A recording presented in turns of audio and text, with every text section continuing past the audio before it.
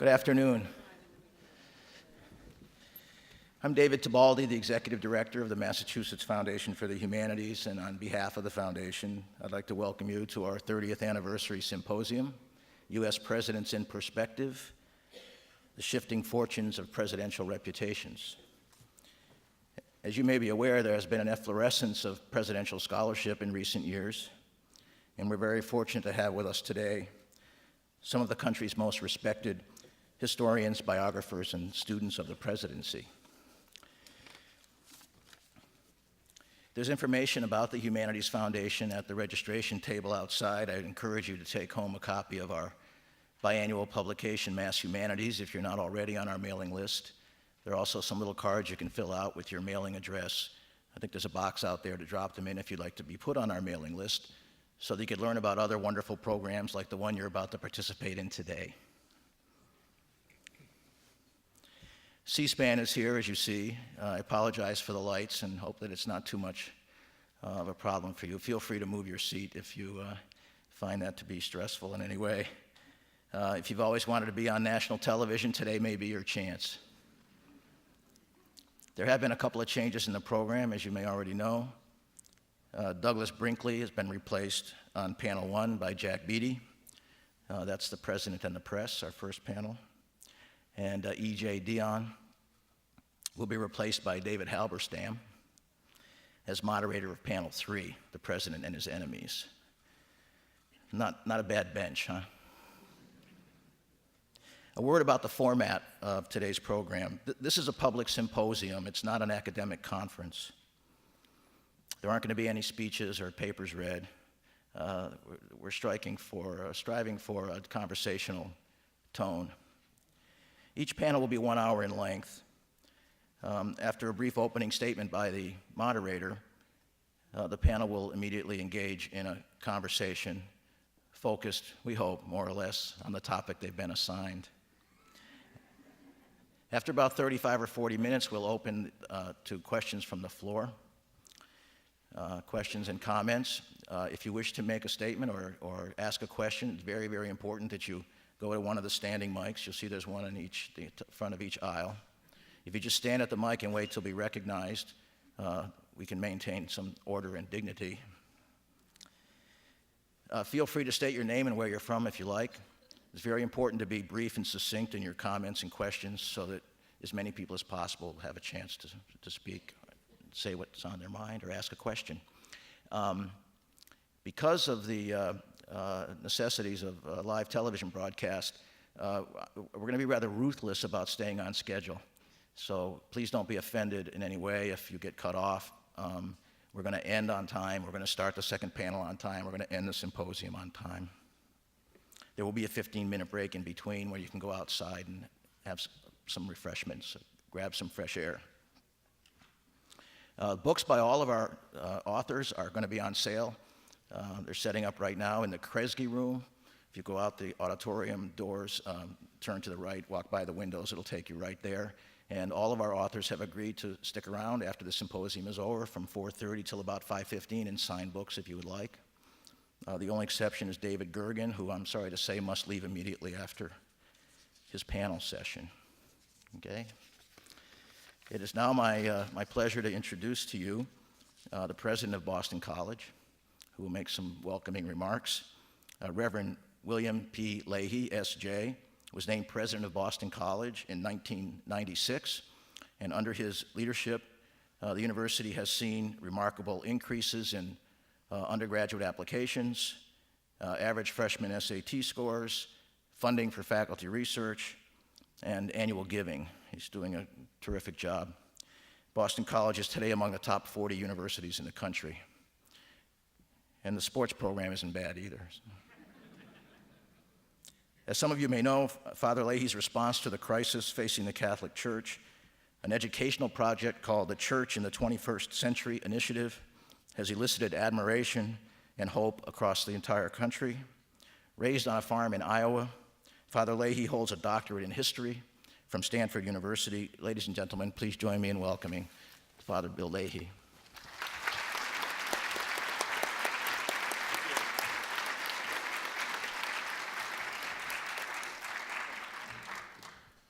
I have the honor of welcoming you to campus this afternoon on behalf of all of us in the Boston College community. I am particularly pleased that our partner in today's symposium is the Massachusetts Foundation for the Humanities, which seeks to provide forums for citizens to engage in thoughtful public discourse about matters of individual choice and collective responsibility. Helping individuals develop their personal gifts and encouraging them to use those talents in service of the wider community has been part of the mission of Boston College since our founding in 1863. Such goals reflect our longstanding commitment to liberal arts education and to our deep Jesuit and Catholic roots. St. Ignatius Loyola, who founded the Jesuit order in 1540, wanted Jesuit schools to prepare graduates who would be a leaven for good wherever they lived and worked. That vision animates Boston College today. We want our students, faculty, staff, alumni to bring light to the world in their studies, their teaching, their research, and their service. And I can say, as an educator whose academic discipline is American history, that I am particularly pleased by the focus of this afternoon's symposium. We know how critical it is for us as individuals and for our nation to have perspective and to exercise sound judgment. I look forward to the comments from our panelists about decisions and perceptions of American presidents, and I am delighted that Boston College can serve as co-host of this exploration of leadership and its consequences. I'm also pleased that we can have our C-SPAN audience with us. So I thank you for being part of this symposium. Thank you.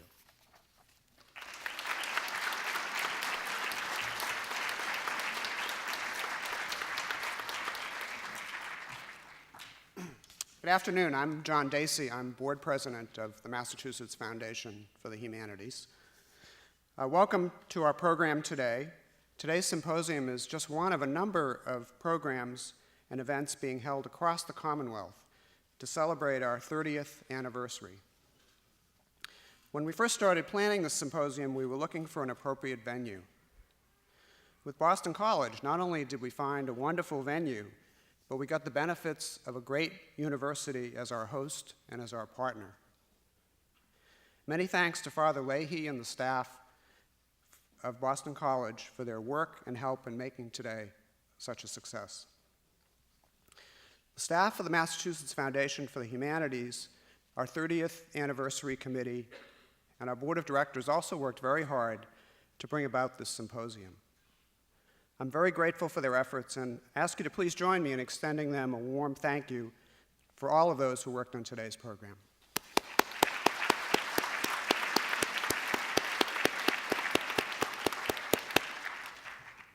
The Massachusetts Foundation for the Humanities is the Massachusetts affiliate of the National Endowment for the Humanities. The animating vision of the Massachusetts Foundation derives from Thomas Jefferson, a personal favorite president of mine. He wrote, and I quote, "I know of no safe repository of the ultimate powers of government but the people themselves. And if we think them not enlightened enough to exercise their power with a wholesome discretion, the cure is not to take it from them, but to inform their discretion."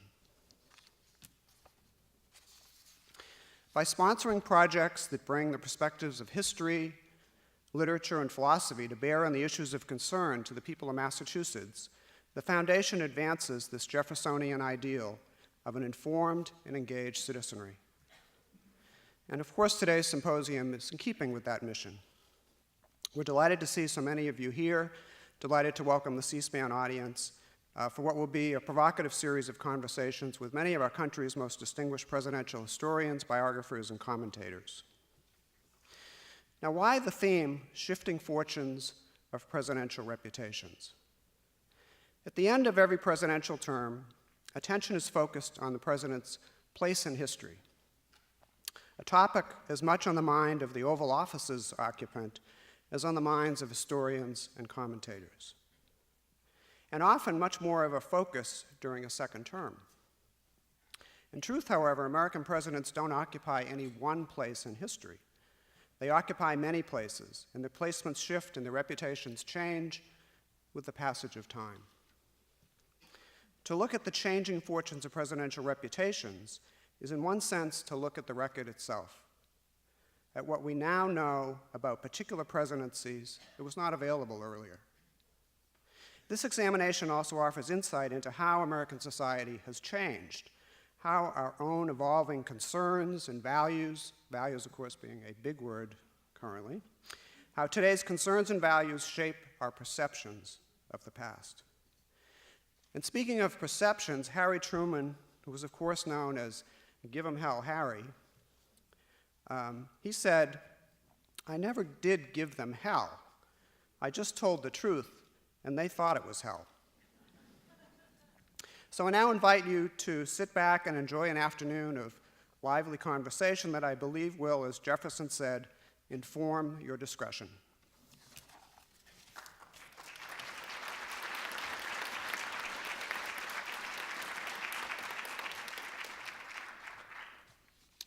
Good afternoon.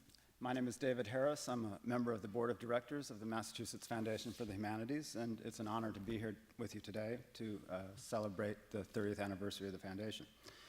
I'd like to echo John's comments and thanks to my fellow board members, to the staff of the Mass Foundation, and to the 30th Anniversary Committee, as well as recognize John's leadership of the board. We're here today to celebrate an important anniversary, and I think we have an appropriately impressive set of panel discussions today. I'd also like to emphasize, however, that the foundation works tirelessly and constantly to bring the humanities to life in all of our communities throughout the Commonwealth, month to month, year to year. And it's really the culmination of 30 years of doing so that we celebrate today. I'd now like to introduce the panel we have, and again, it's an honor for me to do so. They're all people with whom we're quite familiar, but I'd like to tell you a little bit about them. First, we have Jack Beatty, senior editor of the Atlantic Monthly and author of The Rascal King, the best-selling biography of our James Michael Curley. Secondly, the moderator of this first panel will be Ellen Hume, a former White House correspondent for the Wall Street Journal, newspaper reporter for 19 years, executive director of the Shorenstein Center at Harvard University. She has also directed PBS's Democracy Project and is the founding director of the Center on Media and Society at the University of Massachusetts, Boston. Our third participant this morning, Kathleen Dalton, is an associate fellow at the Charles Warren Center at Harvard University, an instructor at the Phillips Academy, and the author of Theodore Roosevelt, A Strenuous Life, which the New York Review of Books has called by far the best one-volume biography of Teddy Roosevelt. And finally, we're joined by Tom Wicker, as we know, a distinguished journalist and writer, and the author of 10 novels and 9 works of nonfiction, including One of Us, Richard Nixon and the American Dream, JFK and LBJ, and Kennedy Without Tears. He's also written short biographies of Dwight D. Eisenhower and George H.W. Bush. I invite you to join me in welcoming this distinguished panel.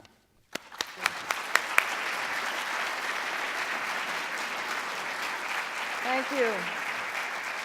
Thank you very much. I'm tempted to invite Father Leahy to help establish an inquiry into the relationship between the presidency and the press. So you did very well with your last one, so let's encourage you to stay engaged. It's delightful to be here, and thank you all for coming. I hope that you will engage with us, so please be encouraged. Get your questions and comments ready. And if you go on for too long, I'll cut you off. So anyway, let me start by just sort of couching the conversation. This panel is really about the press and the presidency and how that affects the legacy of these presidents. It's been famously suggested that journalists write the first draft of history, and so it follows then that their role in shaping the legacy of a presidency is an important one. And I think while we can be fairly certain about who the president is from day to day, although some like Al Haig may confuse it a bit at times, the identification of the journalist is not so easy. Journalists have appeared as pamphleteers, documentarians, White House correspondents, talk show pundits, and now bloggers on the internet. The press has, in the modern era, been viewed as the gatekeeper of what commands our attention, which has been a challenge for presidents.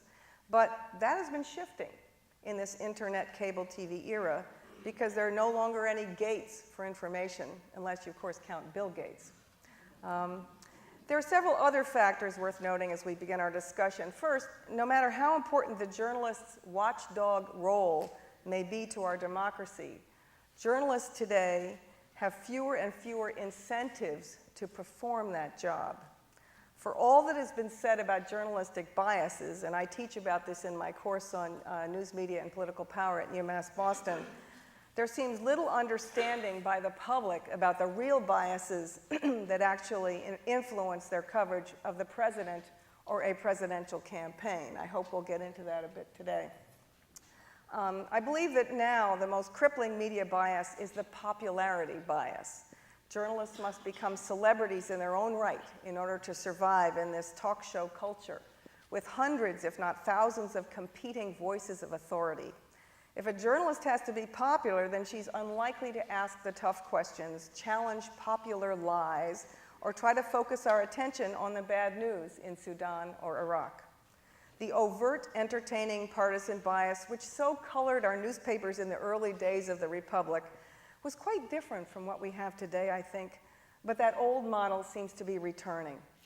Complaints about the liberal bias in the media, which really took hold in the wake of the civil rights movement, Watergate, and Vietnam, have become ascendant, thanks in part to press arrogance and also to an aggressive campaign from the right, including Pat Buchanan and Roger Ailes, a brilliant political operative who now is the head of Fox Cable News. At the same time, the charge of commercial bias has been gathering steam, thanks in part to media observers from the left, including Noam Chomsky.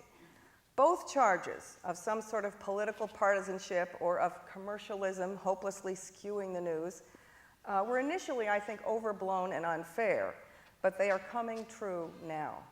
These critics, capitalizing on high-profile scandals and failures by the news media, together with the public's relative inattention to what really goes on in journalism, I think have helped to create the declining power of journalism in influencing governance.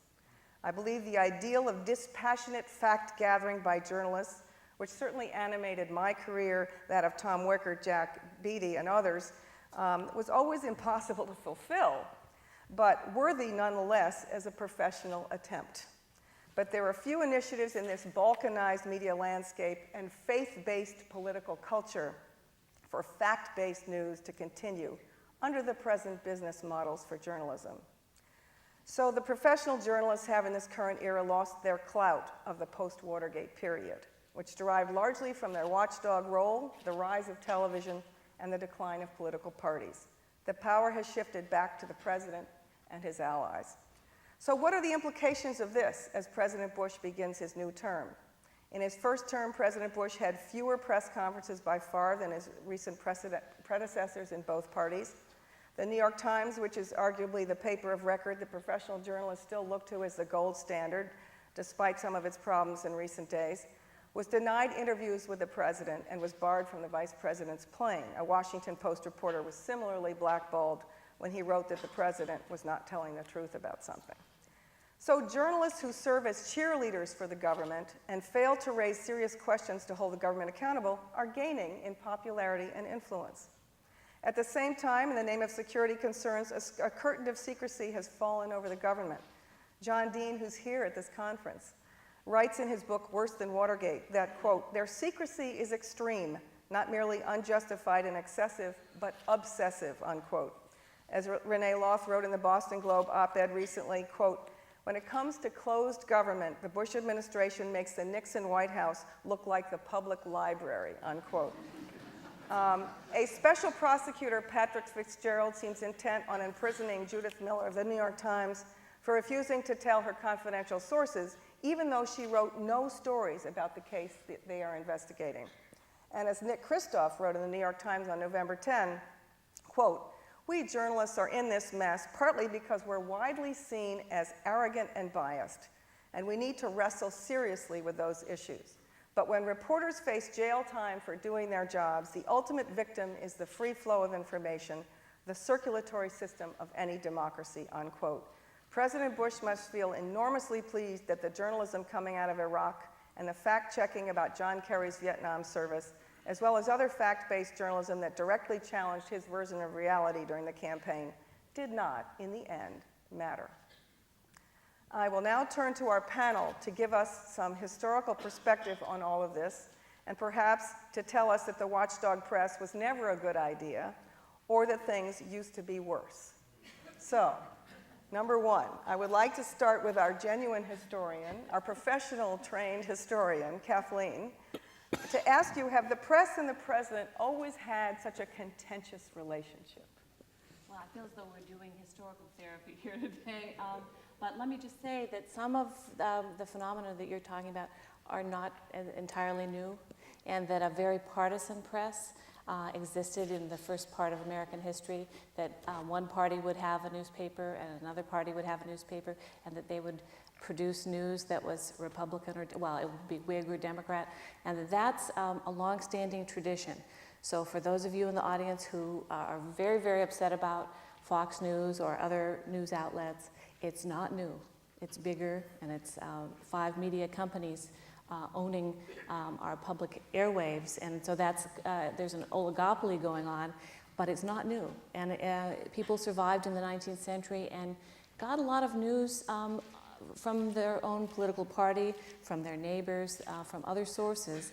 And the watchdog press is really a creature of more recent times. The big turning point, of course, I would see this because it's Theodore Roosevelt, but the White House was not covered very systematically before the late 1890s.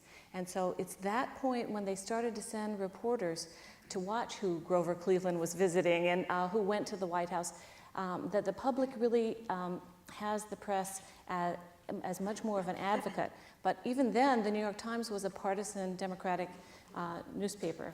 It was not the great newspaper it is today. So things have changed over time.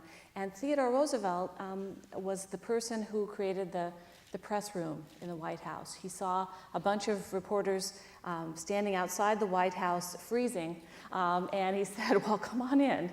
And he was the person who tried very hard to make the presidency much more responsive to the press, and he tried to make friends with the press. Now, that's not to say that he didn't punish them if they wrote nasty stories about his misbehaving children, chasing turkeys and massacring animals, or misbehaving, riding roller skates through the East Room and ruining the floor, those kinds of things. He would prohibit a reporter from, again, coming to the White House.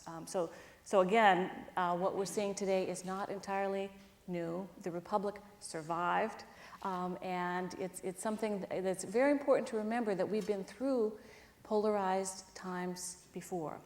And even though it's a little bit different today, I think we've survived it. TR did like the give and take of kind of mixing it up with reporters, but he had favorites, and so he'd invite people in to be given exclusive interviews when he was being shaved, and would go on big hikes with them and make them his buddies as long as they wrote the story he liked.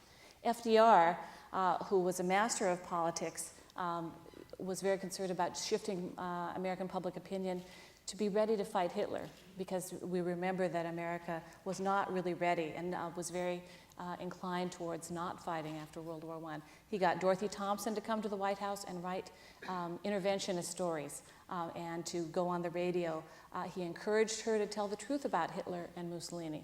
And so he worked with the press and gave over 900 press conferences. So there are times when the president is not in an adversarial relationship, but there have been moments when presidents have behaved maybe not exactly like our current president, but there have been tendencies towards punishing your critics and trying to manipulate the news. That's a long-standing tendency in American life.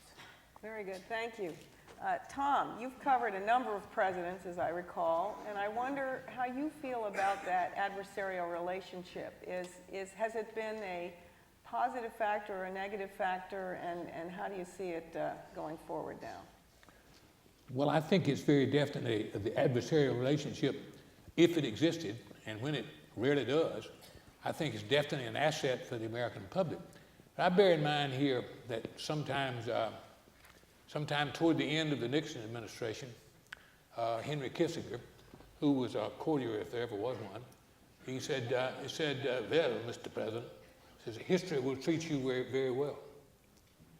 And Nixon said to him, Henry, that depends on who writes the history. And I think it's very true, and probably even truer about the press than about the historians that Mr. Nixon had in mind.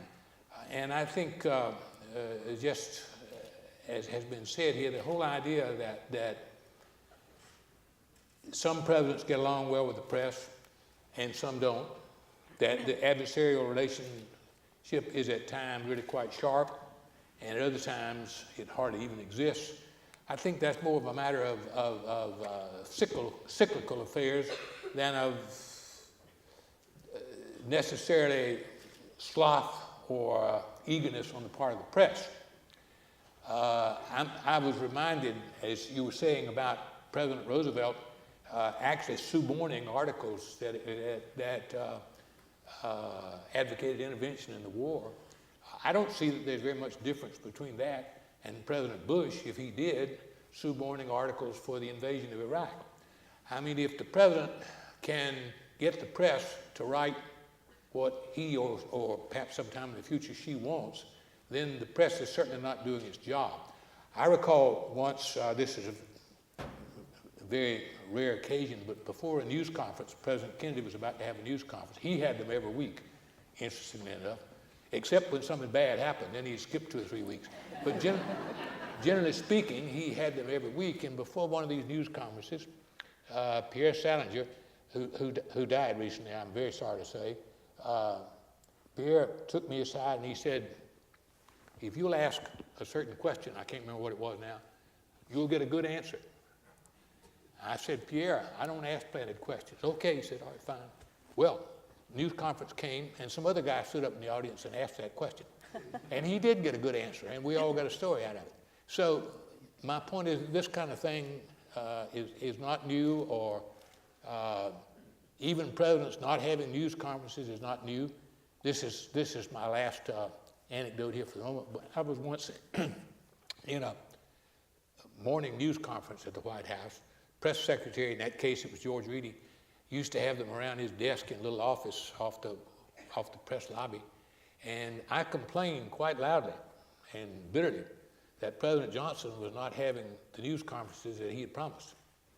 Okay, so George, as he usually did, made some non-committal remark, and we got through with that, and went back out to the press lobby, and in about 2 minutes, Bill Moyers, who was in on the White House staff, came out to me and tapped me on the shoulder and said, the president wants to see you. So he had obviously been eavesdropping on the news conference in there.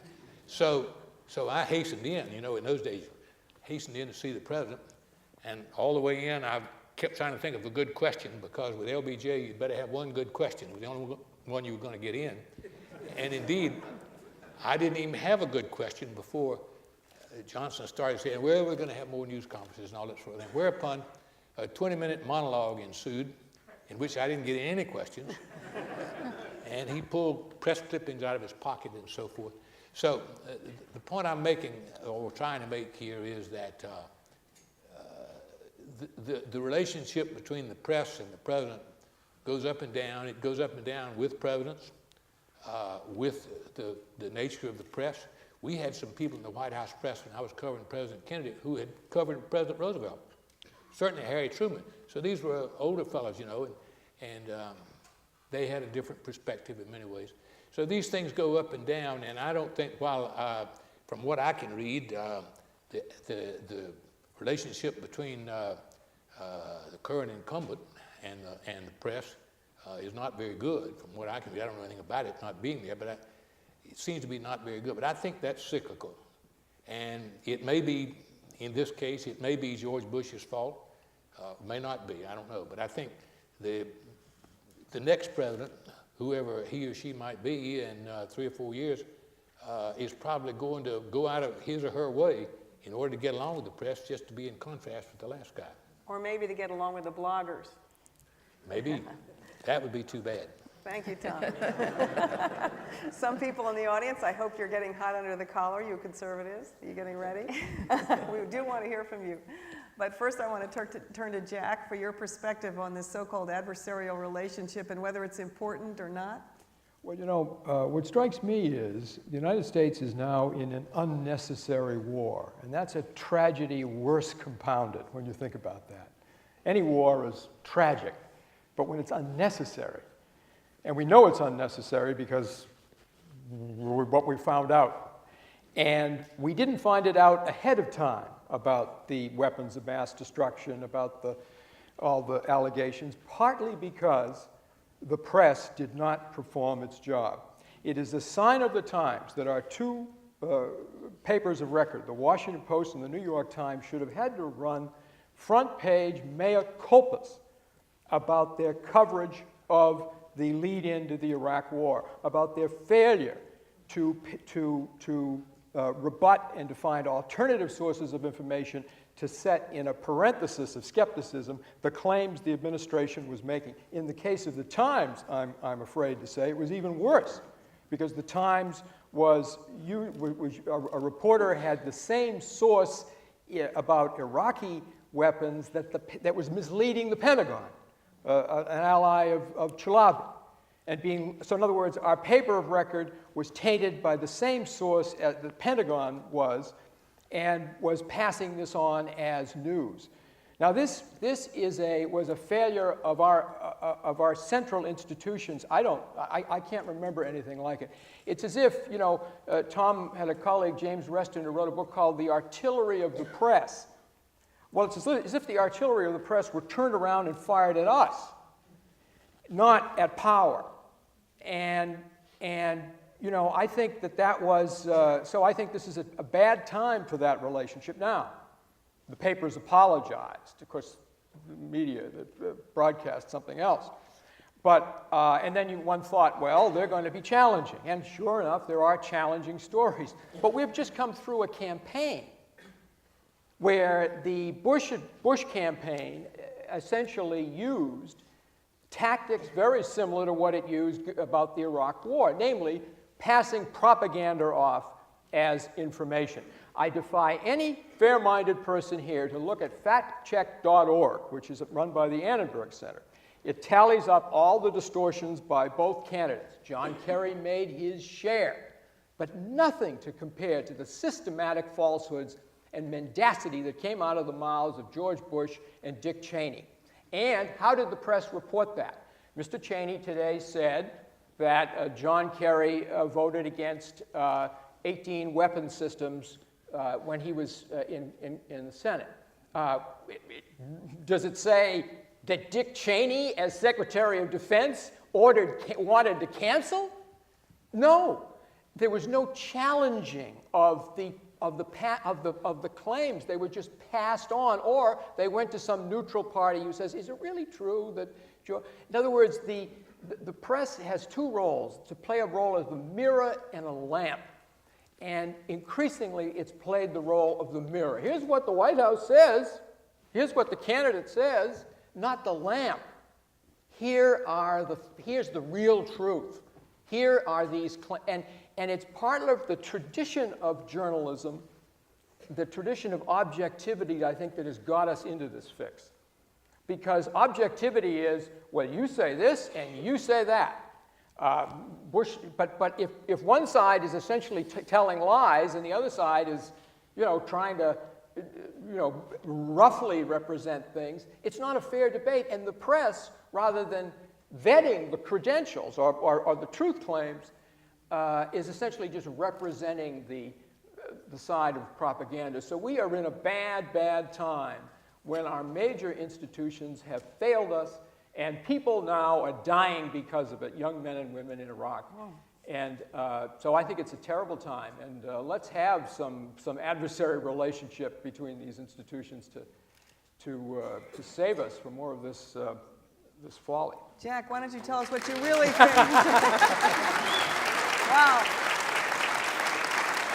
Wow. We definitely hope to hear some conservative voices from the audience to balance this panel. Thank you. I would like to leave that part of the discussion for a moment and let you guys pick it up when you start engaging us and turn to another topic that I think you'll find very juicy, which is that when Teddy White started to cover presidential elections, he's famously known for steering us away from the official pronouncements and actions of the candidates and the presidents toward the more internal issues of what is the character of this person and who are his friends and what is he eating for breakfast and what's it really like spontaneously and really, what's the feel and the smell. And this fed right into the television era in which we have the sense that we're actually experiencing the president. We actually know him. He's in our house. As we eat dinner, we can listen to him and watch him. So this more intimate relationship of the journalist and the president, and of the public with the president, has led us to, I think, sometimes mix up the public and the private life, and the public and the private agenda. And I want to turn again to our historian, because you mentioned that in Teddy Roosevelt's day, the press was out there covering the children. But as you observe subsequently, do you feel that this balance between what we want to know about the public life and the private life has gotten skewed? Or is it appropriate for us to constantly try to figure out the sex lives of our candidates and the private lives of our presidents, perhaps using up the news hole that might have been used instead on Bosnia or school lunch programs? Well, it's true that the character issue, which is that should we choose a president based on who we have as a gut sense of who this person is rather than the official issues. I have mixed feelings about that because as I was watching the debates this year, I thought they were pretty educational ways to get at who these people are, but they also were airing of the issues. They didn't have an ultimate deciding factor. They didn't make us change our vote ultimately, but I think the more voters get to know about the person as a person, it's good. I think generally that it's better for voters to know more about the people and to know more about the issues. Obviously, we've just been through a time when Clinton's sex life became a major national issue, and a lot of people said it doesn't matter. What he does in his private life doesn't matter, or it doesn't matter as much as those advocates of impeachment wanted to. And he did commit an illegal act, and he admitted that. Well, I think that was a sidetrack. They really used his personal life as a way to get him politically. And I think probably that's what the danger is in emphasizing character. I'm all in favor of looking at character and looking at the whole person. That's what I do as a biographer. So I believe in that. I think in the case of Clinton's impeachment crisis, it was used as a way to get at him when they couldn't get at him politically. Interesting, and my theory about that too is that we're so used in our talk shows to seeing these intimate details that are more depraved by far, right, that I think that's one of the reasons the public didn't rise up and say, yes, throw the man out. And other countries laugh at us. This is, when you travel to other countries, they say, well, it's because you have a Puritan history, and that no serious country like France or England would do this, that we don't ask those questions, and there's something wrong with Americans that you ask these questions. And yet, I think those who believe the impeachment was important would say there was a question of integrity that is important.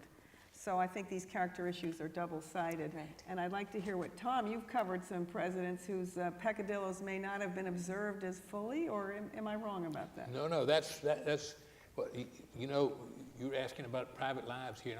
Robert Kennedy used to say on Meet the Press, before I answer your question, I'd like to say this, and then he'd go ahead and say something totally irrelevant. So before I answer your question, I hate to be the skunk at the garden party here, and I certainly hate to take issue with my esteemed friend Jack, and I don't take issue on the deficiency of the press in the run-up to the war in Iraq.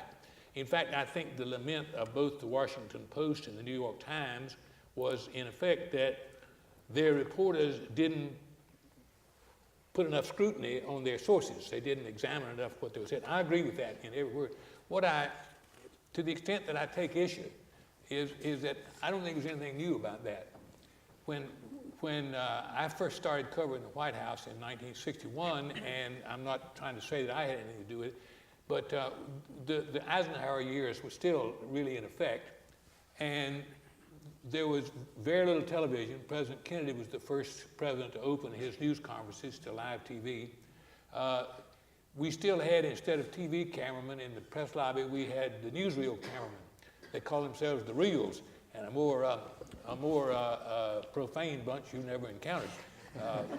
But my point being that the New York Times did not issue an apologia, as it should have, for the fact that we didn't know anything about President Kennedy's sex life. The New York Times did not issue an apologia, as it should have, because we did not report anything of any importance about President Kennedy's health, as we should have.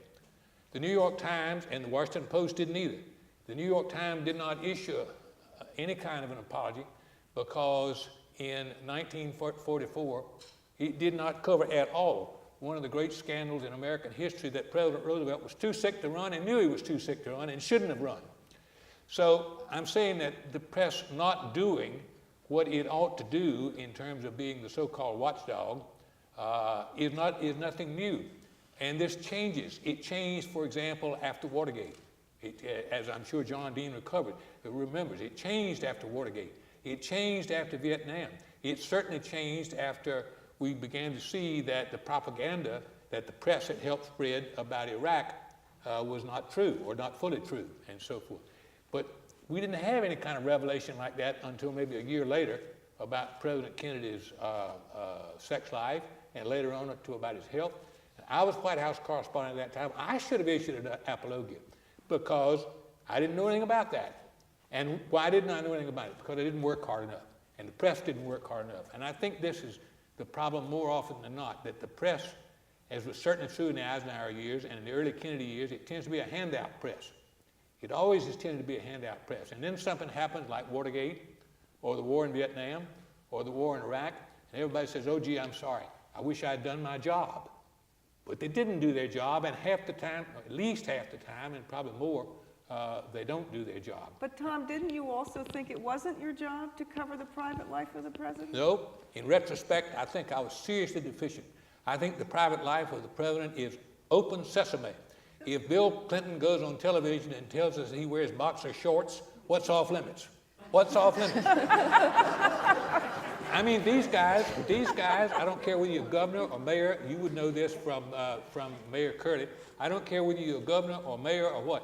You go on TV, if there is TV or the radio or in public, you exploit your little dog, my little dog Fowler. You exploit your wife, you exploit your children, you exploit your underwear, your saxophone. And then try to tell us avoid the private life. Bill Clinton issues a statement, he hopes the press will not cover when Chelsea arrives at the campus at Stanford. And they arrive in a 30-car motorcade. Now, what the hell are they talking about? Thank you, Tom. Jack, what is your perspective on this public-private issue? Well, I certainly agree with what Tom said. But, you know, what bothers me is the way, maybe it's, I don't know that it's the public, but the way the media has skewed the character issue. It's about sex. And, you know, I'm not a theologian, but my mother, who qualifies as an uncanonized saint, used to say that sins of the flesh they're serious, but they're pretty way low down on the totem pole simply because of their ubiquity. And and that they're, you know, but that the real sins are you know, cruelty and lying and using power. You know. How about drunk driving, Jack? Or executing 135 people in the state of Texas.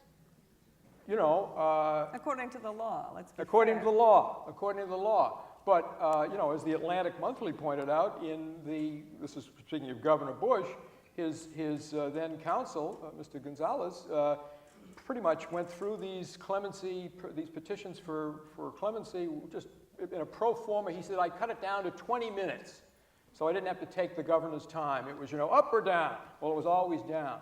Now that is a character issue, it seems to me, that nobody nobody's life was given back to them by the governor. So I just don't like the way this has been narrowed down to sexual matters, which are, you know, really, it's how you use power. Seems to me that's the moral question for leaders. Very good. How you use power. I want you to start lining up. You have power here, you in the audience.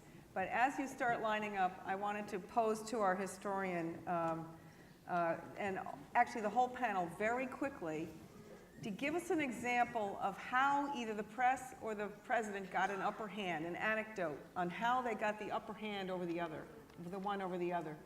Was there a time when one of the Roosevelts managed to manipulate the press or get the upper hand? Well, I was actually thinking about remember the Gulf War, not letting journalists in and giving them false, now we know. Into the battlefield. Into the battlefield, and then giving them false information about the effectiveness of those missile defense systems. The Pentagon lied with the first President Bush's permission to the press about the effectiveness of the missile defense systems. Do we know that they lied, or were they misled themselves at the time?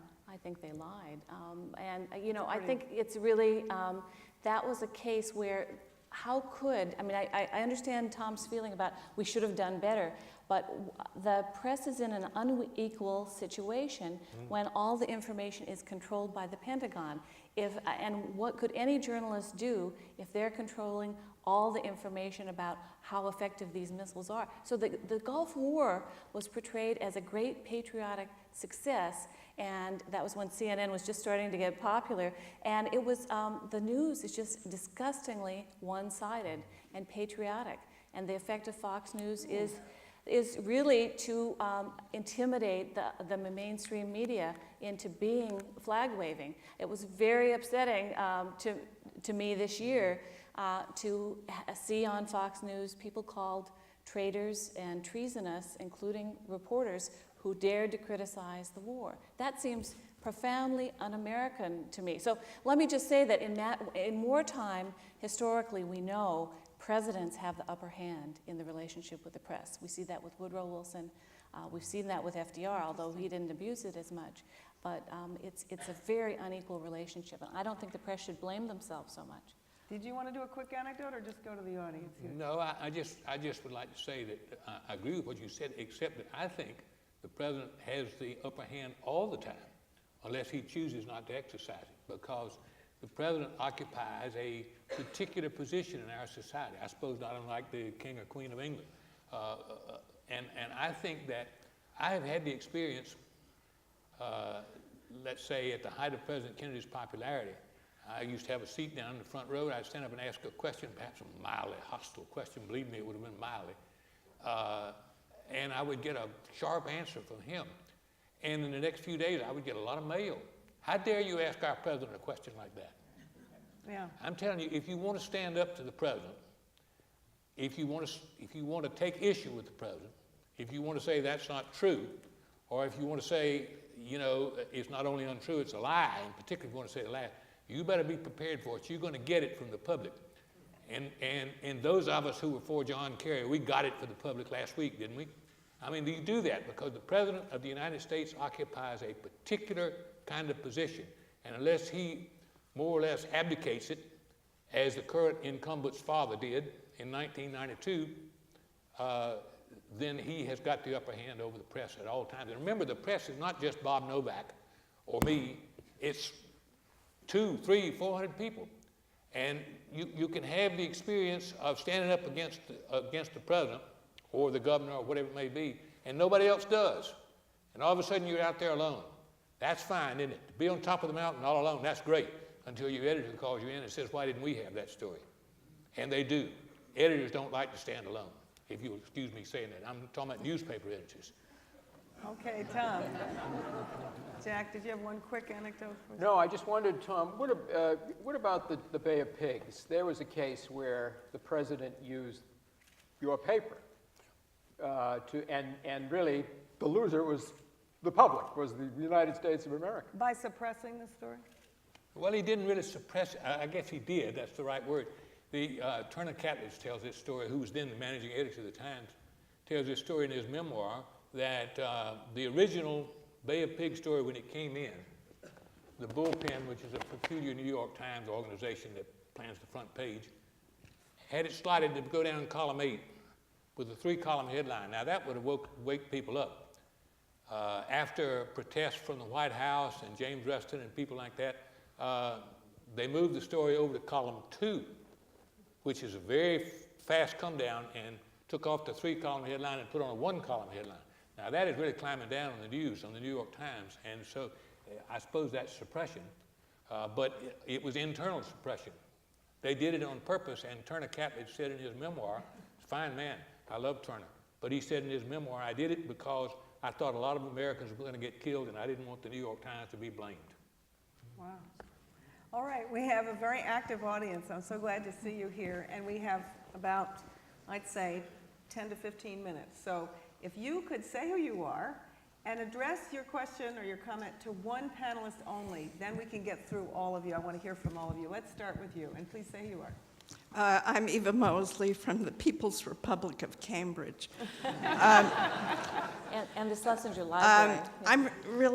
I'm not sure who to address this to, maybe Tom Wicker. I have been concerned with the unequal treatment of the press, by the press, of various presidents, and specifically the difference between the way the press approached Ronald Reagan for virtually all of his 8 years and the current president versus the way they approached Bill Clinton, where Bill Clinton, it seemed, could do no right and the others could do no wrong. They did not, there was endless talk about Bill Clinton's sex life, which has very little to do with what he does as president. There was no talk virtually of George Bush, George W., being the first president with a criminal record, that he had, I don't care about his drug use, except that he put people in jail in Texas for doing what he had done and gotten away with. And it's okay, That's a good get question. the idea. What do you say, Tom? I'll defend to the death her right to say all that. I think that you've borne out what I say, that press treatment tends to be unequal and goes on. I think it was true, for example, that press treated President Kennedy very well, fundamentally because we thought he liked us. Therefore, we liked him. We probably treated President Nixon pretty badly because we knew he didn't like us. And therefore, we didn't like him. Another factor was I actually tried to cover President Reagan honorably and honestly and openly and without bias. And what happened is if I wrote an article in the Wall Street Journal that was fact-based about policy, and the president went on television and said, I like senior citizens, I'm one myself, even as he cut the budget for senior programs, the public engaged with him and not with me. He went right over our heads. I think that's an important factor to remember about a president of significant charm, and certainly President Reagan was one of those. That's yes, right. please. To follow up on that, so, Say who you are, please. Reg McKean. Both Ellen and Jack particularly have raised the most important issue we're dealing with today. How does the press hold the president accountable? And I agree with Jack that the press in this last campaign was most unsuccessful in making the public aware of how dishonest Bush was. But I'm sure to Jack and myself, reading the Globe and Times each day and factcheck.org. I mean, the media did tell the public about these lies. You did have to do a little work and search for it and read the whole paper, not just the headlines. Please, Jack or anybody, help us with more specifics about how the press might change its behavior so that we don't go through more of this presidency with the president getting away with so many lies so successfully. Well, I would have thought that the campaign, that the press was under such a burden from the war, that the campaign was going to absolve them, that they were going to be really tough on both sides. But as I say, I think part of the problem is this mandate of fairness. This person says that person says this. Well, it's politics. It's an argument. It's a dispute. So what replaces it? I don't know. But I almost think that some way has got to be found to save the public from sort of televisual demagoguery.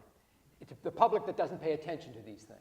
Some way has got to be found, maybe even in the debates. Before they introduce the candidate, say, here's his position on this subject. Here's his position on that subject. But now let's talk about it. So that the positions are up there. This much budget, this program covered these people. There aren't claims. It's on the board. And you can then debate. Bush can debate market approaches versus government approaches. That's a fair debate. The factual thing is there. The demagoguery is eliminated. But you know the debates are structured by both candidates very... Oh, I know. We have to move on, but I will say that I have a new magazine article in the Neiman Reports coming out suggesting an education campaign for the public to figure out how they can have a consumer movement to determine what kind of news they think is really valuable, as well as a campaign by the press to figure out who they are and what their real job is.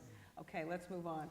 Hi, my name is Clint Richmond. I'm a local historian, and I was struck by the conversation to ask this question. While everyone has opinions, and now anyone can write and publish them, few of us have access. And I think, particularly in contrast to the pre-broadcast media that Mr. Beatty's so familiar with Curley, it's almost become impossible to judge presidents personally. As the population of the country has grown, fewer of us proportionally ever get to meet our senators, much less the president. And yet, so now we seem more reliant on the press than ever, but ironically, that situation seems to have played into the hands of the presidency. We don't have any publishers on the panel, but I'm wondering what we can do to kind of strengthen the power of the press. How to restrain it? No. Strengthen. Strengthen it. I didn't Strengthen it, sorry. How about being a blogger? I think that's pointless. Really? That's what my students are doing. They're not even paying attention to the New York They're Times or the Boston Globe. uninformed opinions that no one's reading, basically. But that, I think, has had a huge influence. But I wonder if someone else wanted to take a crack at that. How do we strengthen the power of the press? Yeah. You can't do it unless you're going to have better people in the press. And if this audience in general is depending on the press to hold their feet to the fire, you're leaning on a weak reed. The press just doesn't do that kind of thing, or very rarely. The press it's very fine in the textbooks to be the watchdog, but that's something that publishers pay lip service to. Okay, we have our next questioner. Yes, my name is William A. Percy, and I'm a colleague of yours at this college that's gone downhill since I came there in '68, while BC has been going up with good presidents. But this is primarily addressed to Tom Wicker. Are we the reason it's gone downhill? Perhaps. The cause can't be certified. Tom, the press, like the presidential historians, has consistently ignored the gay United States presidents, which is Buchanan, the only one who never married. Most people think he might have been, as David Donald told me. And one of his students thought Garfield was, but we have a book coming out that Lincoln was primarily a gay president. Last week, the Times, Harvard, and the State Department were denounced, for not doing enough for the Jews at a conference at Boston College. You've practically done nothing for gays, as I pointed out. The gays were persecuted and ignored much later by your institution and the other press, by Harvard and the other universities.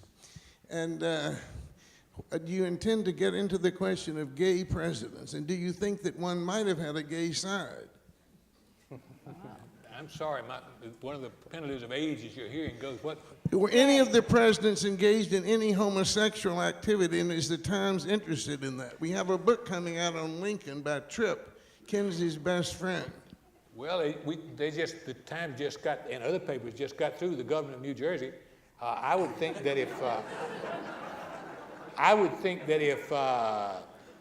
evidence as clear as Mr. McGreevy's own statement came up, I think the Times would pay considerable attention to that. I don't think homosexuality Too late is for off the Lincoln ground. to confess, Tom. We have to go with what's in the record. Okay.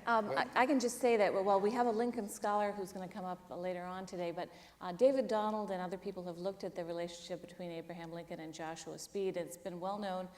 People, including my husband, have written about it.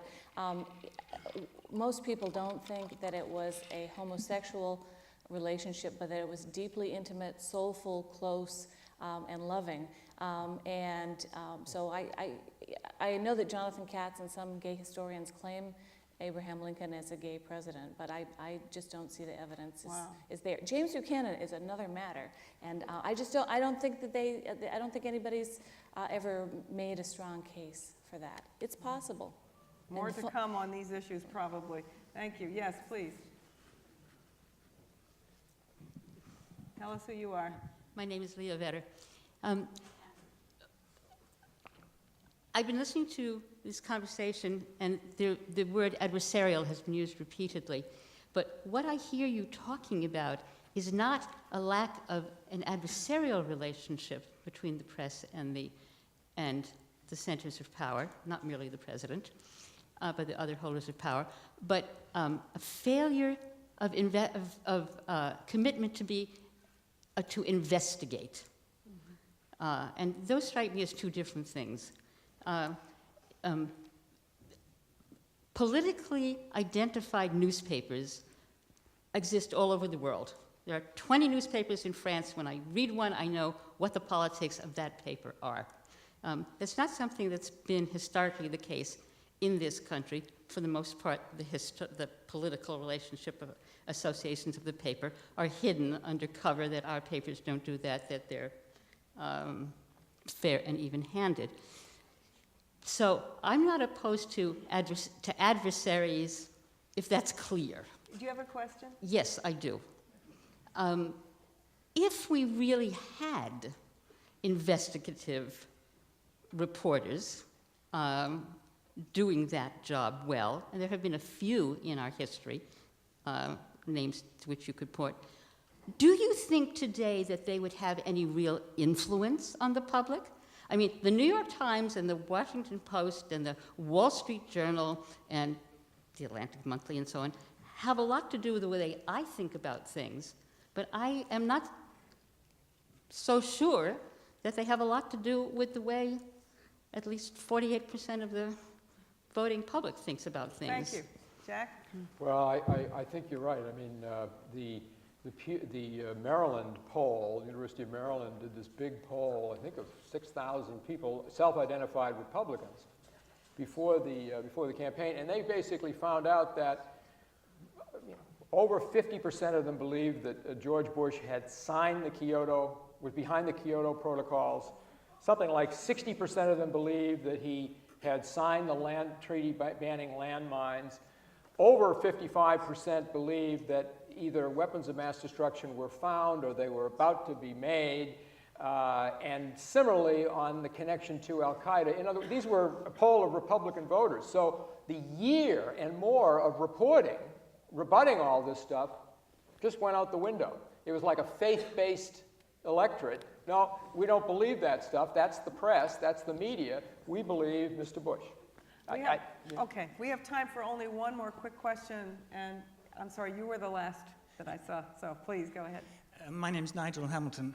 I'm at the McCormack Graduate School at UMass Boston. I'm writing the second volume of my Bill Clinton biography, and I was interested in what Ellen said about how Europeans see the American scene and how far too much attention is paid to the private life of the president. Having lived here for some years as an outside observer, I don't think that will ever change. I think there are just different parameters operating here, and I feel very fatalistic about it. I think the tragedy of Bill Clinton was that in 1994, when he lost the midterm election, he, before really anybody else, recognized that he must take that central position and claim a kind of moral authority as President of the United States. It wasn't just to do with boxer shorts. I mean, he went out and proselytized about family values and in an extraordinary way. And the tragedy was he was saying, well, let's put the past behind us and let's not talk about Democrats and Republicans. Let's talk about what needs to be done in this country, and we're going to marry the political necessities with a better kind of fabric for society and moral values and so forth. And yet, that year, 1995, after the midterm meltdown, was the very year that he struck up his relationship with Monica Lewinsky. And I don't know that America can ever go back on that. I think that's a condition in this country with expectations that people have of this very symbolic position of the president. And if the president just can't hack it, so to speak, then inevitably it's no good just saying, well, we're all human. I mean, he is held to a higher standard, and that was Bill Clinton's tragedy. So. Well, I want to thank you as a historian for closing our part of the conference. We don't have time to go back to the panel, I'm afraid. But I will say thank you so much. This has been a good launch, and let's keep the conversation going privately. Thank you so much.